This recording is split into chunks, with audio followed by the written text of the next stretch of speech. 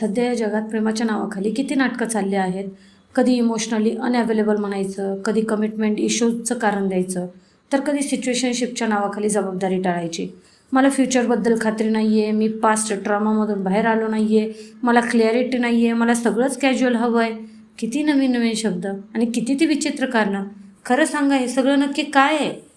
समुपदेशन करताना मला जाणवतं की आपण किती नार्सिसिस्ट म्हणजे स्वतःच मग्न सेल्फ ऑब्सेस्ड होत चाललो आहोत. एक साध्या मेसेजचा रिप्लाय देण्यासाठी सुद्धा आपण 1000 वेळा विचार करतोय आजकाल. काय उत्तर द्यावं, कसं द्यावं, किती वेळाने द्यावं, कोणते इमोजी वापरावेत. आपण स्वतःला काय समजतोय काय नक्की? केवळ सोशल मीडियावरील तो दिखावा, ते स्टेटस आणि तो एस्थेटिक्सचा खेळ पाहून आपल्याला असं वाटतंय की आपण जगापेक्षा खूप वर आहोत.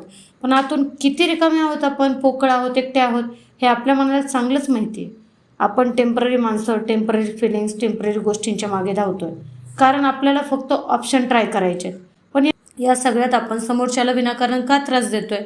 किमान आपण एकमेकांशी प्रामाणिक तर राहू शकतो ना, माणुसकीच्या नात्याने नीट बोलू तर शकतो ना. शब्दांचे वेगवेगळे असे मनोरे मांडण्यापेक्षा मनाचं वास्तव सांगणं जरा जास्त महत्त्वाचं वाटतंय. थोडा सेल्फ अवेअरनेसची गरज आहे आत्ता आपल्याला.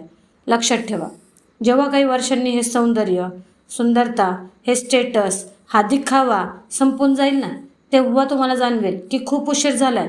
मग कितीही प्रयत्न केले ना तरी तुम्हाला ते प्रेम कधीच मिळणार नाही आणि कधीच अनुभवताही येणार नाही.